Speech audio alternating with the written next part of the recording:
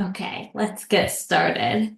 So before I really begin, I want to go over a few housekeeping items.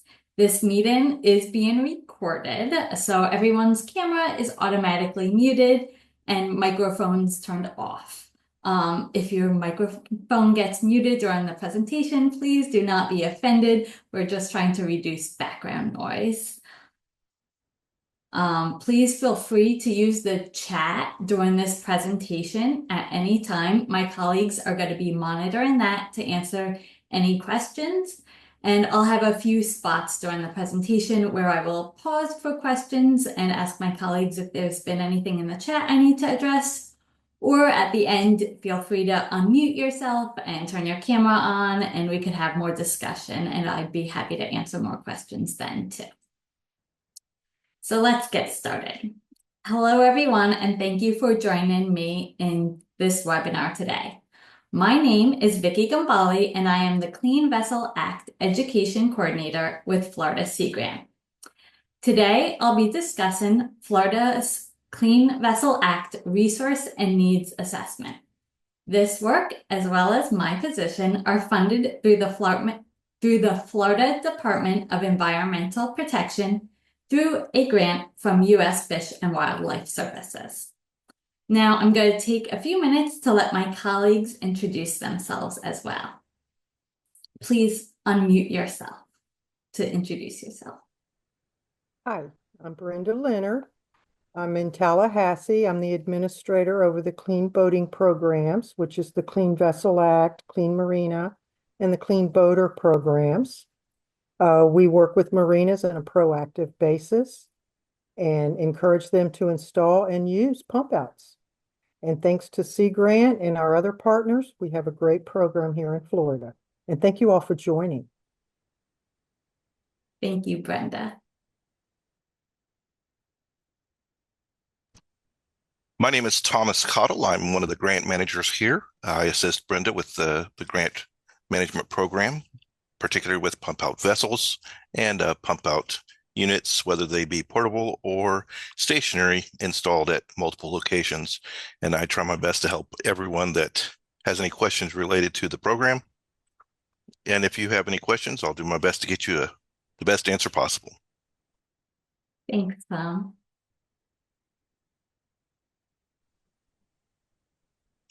Hi, everyone. Like Vicki said, my name is Morgan Smith. I'm the Northeast Clean Boating Coordinator. Here in this map, you could see that the purple counties represent everywhere I travel to, so from Nassau down to St. Martin County. As coordinators, our job is to serve as your regional contact for all things clean boating. So we are going to be the ones conducting site visits for both the Clean Marina program and the Clean Vessel Act program, as well as attending outreach events or assisting facilities in implementing best management practices. So if you have any questions about how any of the clean boating programs relate to your facility specifically, you can contact one of the 4 regional coordinators for assistance. Thank you, Morgan.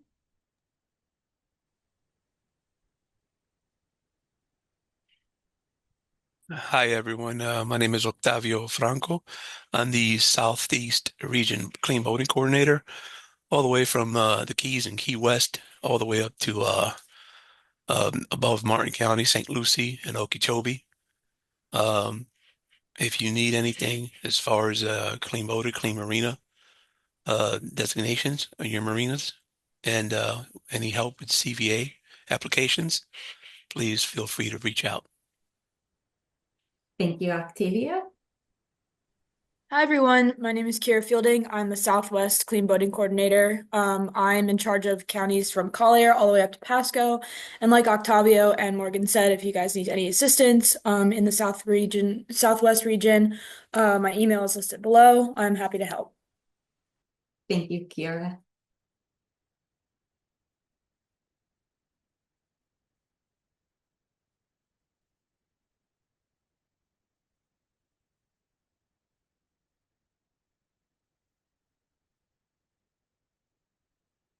Eric is our newest coordinator. I believe he's on the call, but he might be having some technical issues. But he is in the Northwest region, which extends from Escambia County down to Hernando County.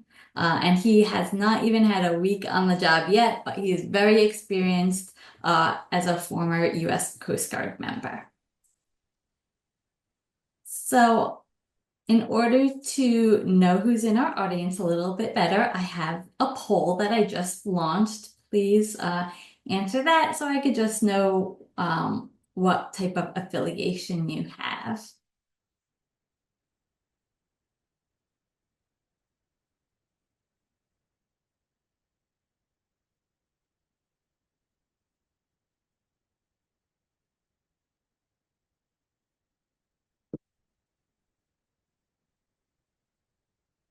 Just give everyone another few seconds to answer this poll question. Okay.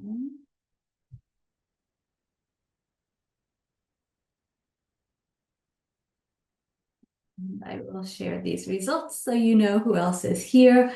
A lot of federal state agencies or universities and boating facilities I expected. Some boaters too, environmental interest groups, and boating interest groups. So thank you all for joining us today.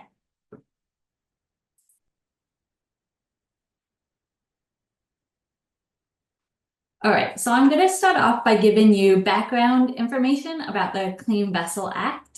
This is going to be very brief. The Clean Vessel Act was established in 1992, and it prohibits vessels from discharging untreated sewage into freshwater or coastal saltwater. It also established a federal grant program administered by U.S. Fish and Wildlife. The grant program is available to all states, and it will pay for up to 75% of all eligible costs to construct, renovate, operate, and maintain things like pump outs, mobile pump out vessels, and porta potty dump stations. It can also be used for CVA-related educational programs. In Florida, the CVA program is housed in the Department of Environmental Protection, and since 2021, DEP has contracted with Florida Sea Grant for CVA education. So why do a needs assessment? Well, mostly to make sure that the money we have is utilized where it's most needed. This needs assessment is broken down into two main sections, one for education and another for infrastructure. First, I'm going to focus on the education section before moving on to the infrastructure portion. So we wanted to determine the boating community's knowledge, attitudes, and behaviors as it relates to boat sewage topics, and to collect some boat demographic data. We collected all of this information through an online survey that was promoted on social media, through press coverage, and in person at events. After reviewing all the data for quality and removing things like duplicate responses, we had 808 survey participant responses that were used. This map here shows the home zip code from participants, and it's color coded. So you can see all the blue pins are full-time Florida residents. The yellow pins are part-time Florida residents. And the purple pins are visitors who boat in Florida. Now, I'm not going to go over all the responses to each question that we asked in the survey. If you want that, please look at the report, and Morgan is going to drop a link in the chat to that report so you could check it out. The appendix has every question listed with either a table or a graph showing the response. So it's not too much to read. It's very visually easy to digest. But today I am going to share a few of the key results with you. Since one of the objectives of this survey was to determine the boating community's knowledge of sewage disposal laws, I asked participants, where is it legal to discharge untreated boat sewage? The green highlighted rows show the correct answers, and 32% of participants correctly selected both the Atlantic and Gulf Coast options. As a follow-up, if they selected either of these responses, they were directed to fill in how many miles from shore it's legal to discharge. Of the 46% of people who chose the Atlantic coast option, most of them, 78%, correctly filled in 3 miles. However, of the 41% who chose the Gulf Coast option, only 23% of them correctly filled in the 9-mile limit. Most people incorrectly thought the Gulf Coast was also 3 miles. This isn't too surprising. Everywhere in the US, state waters extend 3 miles from shore, except for the Gulf Coast of Florida and Texas. This has to do with the history of when these states joined the Union in the 17th century and what they were able to legally defend as their pre-established boundaries. Another objective of this survey was to determine the boating community's attitudes about water quality impacts from sewage. So I provided 3 statements and asked survey participants to indicate the extent of their agreement or disagreement. The first statement read, "Nutrients from sewage in the water can trigger harmful algal blooms that can kill plants and animals." As you can see from the results here, most participants agreed with this statement. The next statement read, "Raw sewage discharged into the water from recreational boats is not significant enough to cause people to get sick." The results show that most participants in the study disagreed with this statement. And then the last statement read, "High concentrations of sewage in an area can seriously deplete dissolved oxygen in the water." And again, most participants agreed with this statement. I'll also say another question we asked towards the end of the survey was, if you saw sewage being illegally discharged from a boat, would you report it? And 70% of participants said yes, they would. Only 5 said no, and the remaining 25 said they don't know. Based on these responses, I'd say most boaters are ecologically conscious as it relates to water quality and sewage, and that they care about the water, which isn't too surprising since they like to recreate in it. The final objective of the education portion was to determine boaters' behavior as it relates to sewage disposal practices. So I asked participants, in the past year, how often did you discharge boat sewage into each of the 4 categories listed? Before I go into the results, I'd like to note that this question is considered self-reported. And there have been multiple studies that showed the response you get with self-reporting, it tends to be biased and may not reflect actual behavior. So please keep that in mind when looking at these results. So 43% of participants said that they always use a landside facility like a pump out. This is great. That's the ideal practice to keep waste out of the water. When we look at overboard discharge, regardless of the location, most participants say they never discharge sewage overboard. However, there are some that do admit to discharging overboard, even in areas where we know it's illegal to do so. I'll also note that survey participants indicated the need for more conveniently located and free sewage pump out stations and concerns regarding waste from moored and anchored vessels. Finally, I asked participants to rank the sources of information they would use to find the location of a pump out. It's probably not surprising to some of you, especially the Bowdoin facility staff, to hear that you are ranked the highest as a source of information. So I'm gonna pause here. This is the end of the education portion of the needs assessment. Please feel free to type in the chat if you have any questions. I'm happy to answer any as it relates to anything I've gone over so far. I'll give you a few minutes to type in any questions you might have before we move on to the infrastructure portion of the needs assessment.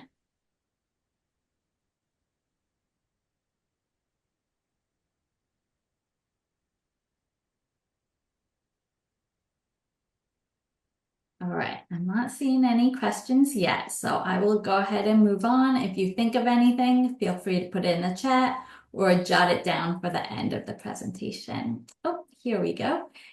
Do you find that DEP maps of pump out locations are often incorrect? Good. So we have a mobile phone app that maps out all the public pump outs in the state. I would encourage you to look at that, and I will talk about that more at the end of this presentation.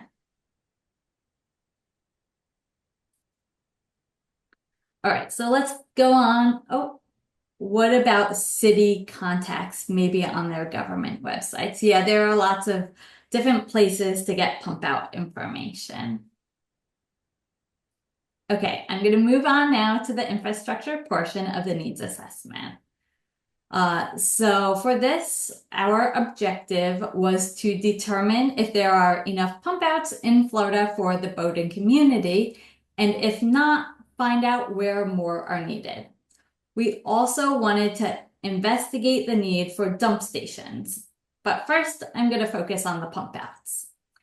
So based on the survey we did, we have these results that show 87% of vessels that are 26 feet and greater have an installed toilet with a holding tank and therefore might need a pump out. So how do we know if there are enough pump outs? Well, U.S. Fish and Wildlife, remember, they're the federal agency that provides the Clean Vessel Act funds to the states. They recommend one pump out and dump station for every 300 to 600 boats. These are in some technical guidelines that they developed, and then it goes into more detail about if you might want a pump out versus a dump station.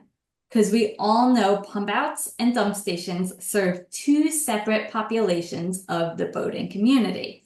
If you imagine a boat with an installed toilet and a holding tank, they can't use a dump station. They need a pump out.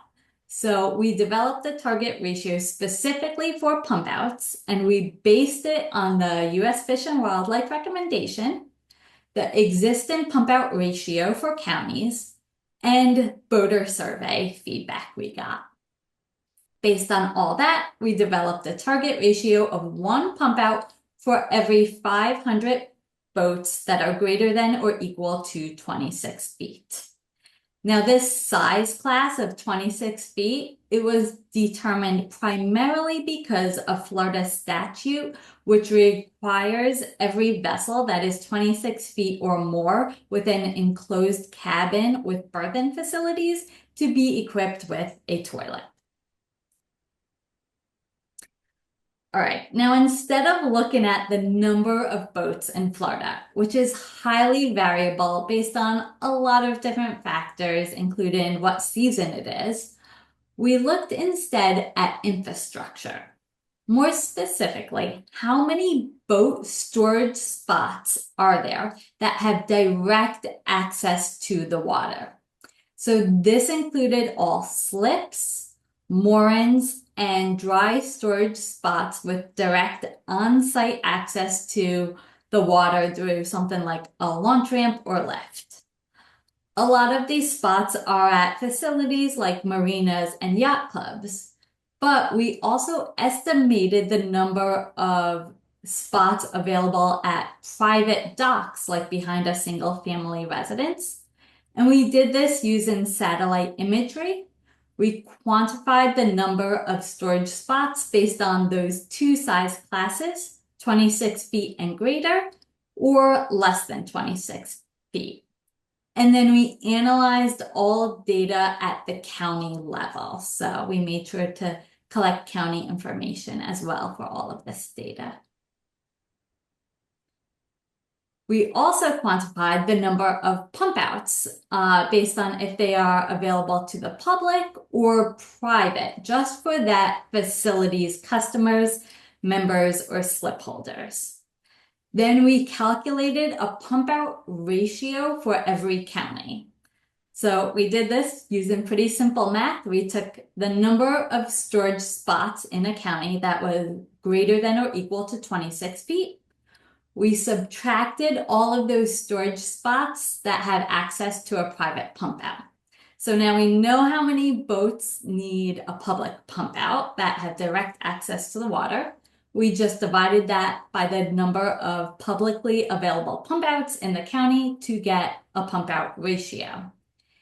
If that ratio is greater than one pump out for every 500 boats, so greater than 500, I then calculated the number of additional pump outs needed to meet the target ratio. These are the results. So there are 487 pump outs in Florida, 185 of which are private. With that new target ratio of one pump out for every 500 boats greater than or equal to 26 feet, and when analyzed at the county level, an additional 58 pump outs are needed. So this map here shows where pump outs are needed. All the counties that are highlighted in green meet the recommended target ratio. All the counties highlighted in red do not meet that target ratio and need additional pump outs. There is a number in the boundary of that county that tells you how many additional pump outs are needed in that county to meet the target ratio. And then all of the counties in gray, they have a limited boat-in infrastructure, so they were not included in this study. I'll also note that this is all based on high-level county data, and when you look more closely at a county, you might find out that maybe there's a county that's in green and you think has enough pump outs, but when you look more closely, maybe the boat-in is so concentrated in a specific geographic area and that they actually do perhaps need another pump out.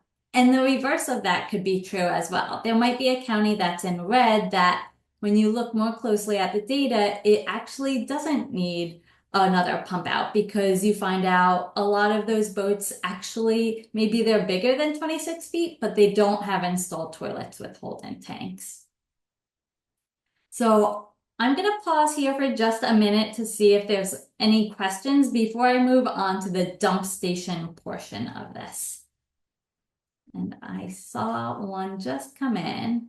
As a Fort Myers resident, how can I encourage the city to compel Suntech to become a clean marina as it rebuilds the Fort Myers Yacht Basin? They are planning an extensive new facility, having gained a long-term lease from the city. The old yacht basin was a clean marina.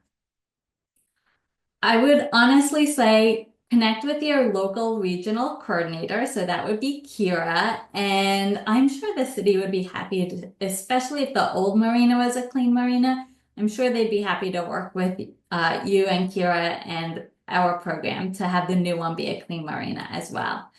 Any facility that, you know, maybe you're a boater and you're a member of a facility and you want them to be a clean marina, just tell them about the program. Let them know that it's free. The Clean Marina program, it also offers a discount on state lands lease. So any facility that has a state lands lease, which is most of them, they get a discount if they're a clean marina. Excellent. So I'm going to go ahead and move on to dump stations. So again, based on the survey data we have, 46% of vessels that are less than 26 feet use a porta potty or a bucket for waste. Therefore, they might need a dump station. Because dump stations are not very common at all here in Florida, I'm going to take 2 minutes to show a video that was developed by our friends at Oregon Sea Grant about dump station maintenance so you can see what they are and how they work. In this video, we will go over the different parts of a portable toilet washdown or dump station. Dump stations come in two categories: those that are connected to a pump out station, which has the mechanics to pump waste, and gravity fed models, which drain into a holding tank and have no utility connection. The focus of this video is a dump station connected to a pump out system. A dump station's performance largely depends on how a pump out station is maintained and operated. The dump station consists of a metal or fiberglass enclosure, a lid that attaches to the structure with hinges, and a rinse hose to spray down a portable toilet. If the dump station is connected to a pump out, you will find on and off buttons on the outside of the enclosure. When you open the lid, you'll find a basin in which to dump sewage. When the system is on, running water in the basin helps rinse waste down the drain, where it's pumped through the system. Depending on the station's location and how it's installed, the plumbing will connect to onshore sewer lines or storage tanks for disposal. Refer to the product manual for additional information. Watch the video for maintenance tasks, winterizing, and troubleshooting common issues before contacting your CVA coordinator.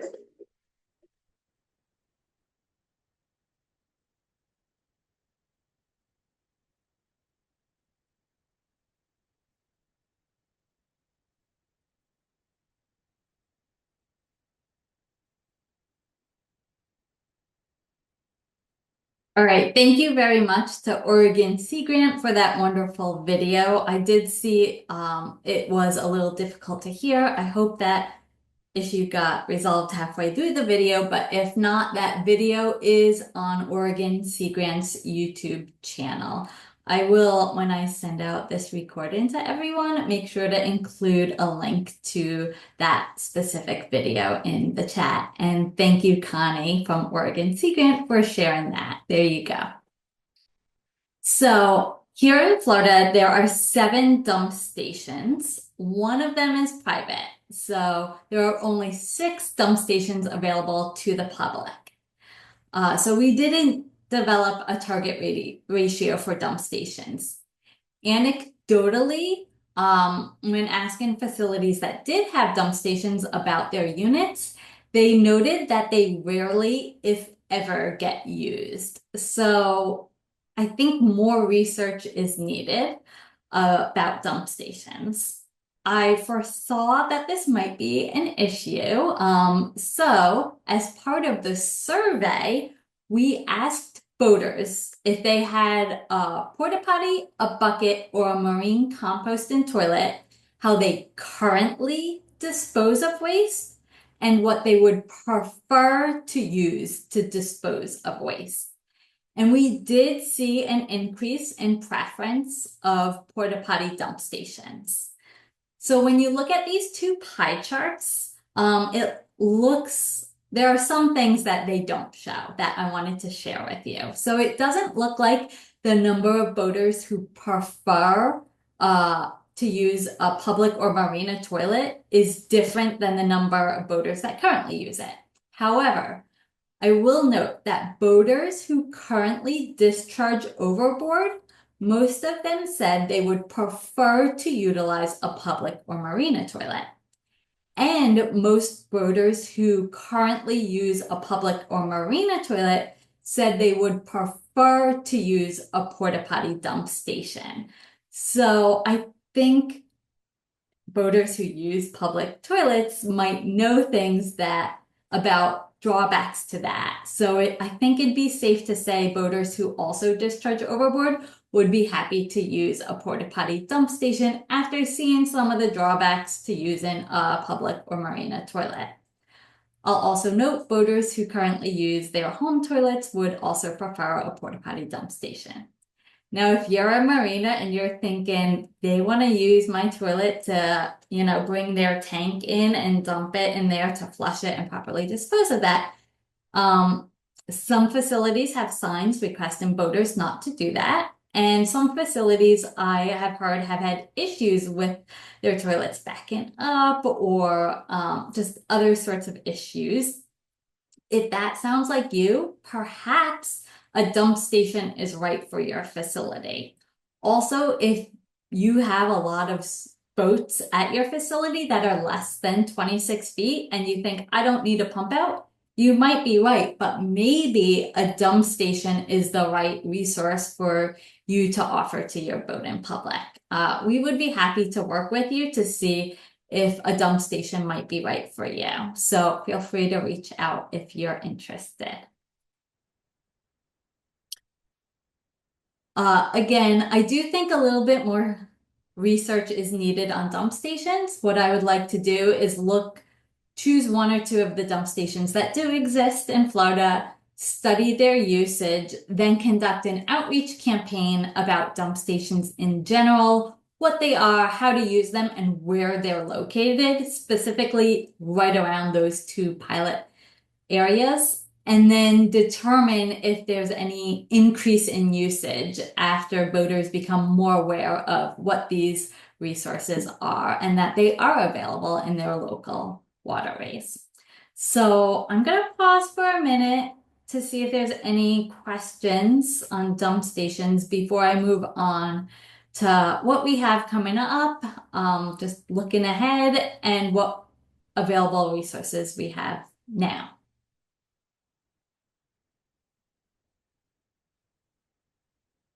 I'm not seeing anything in the chat yet. How expensive are they? So there's a lot of different types of dump stations that vary in prices. I've seen them a lot connected to a pump out. So they're kind of side by side and they use the same plumbing and the same motor and everything to empty that waste. So if you're installing a pump out and want to add on a dump station, it'd probably be less expensive than if you were installing a dump station alone. Also, the video mentioned two different models, the ones with the engines versus the type that are gravity fed. There are gravity fed ones that are just holding tanks that have less resources that I suspect are much less expensive. So I'm not going to throw a price out there because I'm not positive, but I will say that is something that we could work with you on offline to determine what type of range of pricing they come in. All right, so looking ahead, what do we have coming up? Well, now that we know where more pump outs are most needed, it's time for us to do some more targeted education about the availability of the Clean Vessel Act grant, especially in those areas. So as a reminder, the Clean Vessel Act grant will fund up to 75% of all eligible costs to install a pump out or dump station. They're reimbursement based, so the facility must have a signed contract in place before any work can begin. The facility, once it is installed, it must be open to the public and listed on the Pumpout Nav app, which I will get to in a few slides. And you cannot charge the public more than $5 per pump out. There are also some reporting requirements as well. So we do have some materials available now that help spread the word about this CVA grant, including this trifold brochure and this comprehensive application packet. that goes over everything you need to submit an application to receive Clean Vessel Act funds. A link was just dropped in the chat for this. Now, don't get overwhelmed. The application packet is quite long, but the first 9 pages is where all the information is that you probably want to know that to answer questions about the grant. And of those, the first page is a cover page and the second page is a table of contents. So it's really only 7 pages. And then after those first 9 pages, it has supporting information for facilities to reference when completing their application. That goes into more detail about things like insurance requirements and different forms and things like that. So it's not as overwhelming as it first looks when you open up the PDF and see that it's over 30 pages long. We're also working on a 1-pager, hopefully 1 page, that will have suggestions for facilities about pump out resiliency. So, of course, we're in Florida and we experience hurricanes. And this 1-pager will have some suggestions for facilities that they might want to consider when installing a pump out, or if they have a pump out, to make it more resilient, especially to severe weather. Looking ahead, we will also be developing a campaign about Florida Gulf Coast 9 nautical mile discharge limit. As we saw from the results of the education section of the needs assessment, a lot of boaters aren't aware of that. So that is something we have coming up. And next year, we will be launching a newsletter specifically for boating facilities to share information with them. If you want to subscribe to this newsletter, Kira or Morgan will drop a link in the chat for that. We know boating facilities are the #1 source of information for the boating community. So we want to share information and resources with you to hopefully make your job easier. This newsletter will cover things like updates about the Clean Vessel Act program, any workshops or webinars we have coming up, some grant information, hurricane preparedness tips, and more. Please subscribe to the newsletter. And if there's a topic you want covered in the newsletter, please just send me an email, message, and I will go ahead and add that to the list of potential article topics that we can cover. So we do have current outreach tools too. As I alluded to, this is the Pumpout Nav app. This app, which Kira just dropped a link to in the chat, it maps out all publicly available pump outs in the state of Florida. And it's color coded. So all the green pins indicate a pump out that is currently operational. The red pins indicate a pump out that is broken. And the blue pins, we're not sure of the status, so we recommend boaters call in advance. When you click on any of those pins, it brings you to this detailed page about the facility. It has the cost of the pump out, the hours it's open, and the exact location within that marina. Boaters can also report a problem with the pump out directly through the app. That will send an email notification to myself as well as our regional coordinators so we can connect with the facility and offer assistance if it's needed. They can also report that the unit works. Both of these buttons will update the pin color in the map and the status here. It will also update that time and date stamp that is there on that status.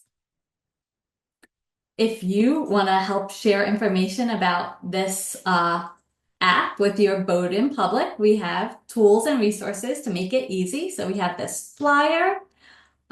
We also have a sticker, and we have a social media toolkit. Kira again dropped links to those resources in the chat, And if you want any printed materials of the flyer or sticker, just let us know. The regional coordinators have those resources and I can mail them out to you as well. We also have videos. There are 3 videos specifically about Clean Vessel Act issues in our YouTube channel. This one is about all sewage discharge laws, as well as how to properly secure the Y valve or discharge valves. We have a video that looks at what we do as regional coordinators when we conduct a site visit of a facility listed in the app to check out the pump out. And then another video, this one's geared more towards non-boaters, explaining the difference between sewage discharges and bilge water discharges. Sometimes I've heard from people who maybe live near a boating facility that they saw a boat discharging and they weren't sure what it was and if it was bad for the environment or not. So this video goes over that. Additionally, we attend outreach events and have this new program called Sewage Solutions Learning Challenge. It consists of this little survey or quiz, if you will, for boaters to fill out. And in exchange, they get this toolkit that has a quick connect adapter for boaters to screw into their boat's deck waste fitting. And then the pump out, it clamps onto that. So it's a hands-free pump out experience. This kit also has some zip ties, so the boater could lock their Y valve or discharge valves, which is required of them if they are in areas where it's illegal to discharge. It has dye tablets, so they could test their system, especially if it's a new boat that they're unfamiliar with. That's important. And it has a sticker for the Pumpout Nav app, as well as this new publication, Sewage Solutions Trifold, that has information about the Pumpout Nav app, how to use those adapters and zip ties, as well as all the laws regarding discharge and the different types of marine sanitation devices. DEP also has wonderful educational resources. Up here, they have these rack cards that you could have in the marina office, all about pump outs. If you have lots of families with kids at your facility, these are Officer Snook books. They're kids' activity and coloring books. They have these pledge cards. And last but not least, one of my favorite resources is this Clean Boater Habits booklet. It covers not just sewage issues, but also fueling and oil, boat cleaning and maintenance, as well as things like hurricane preparedness. So all of those resources are available. I have one more poll I'm going to launch, and while I do that, I would be happy to take any questions you might have. Thank you again, everyone, for coming to this webinar, and I'm gonna stop recording and sharing.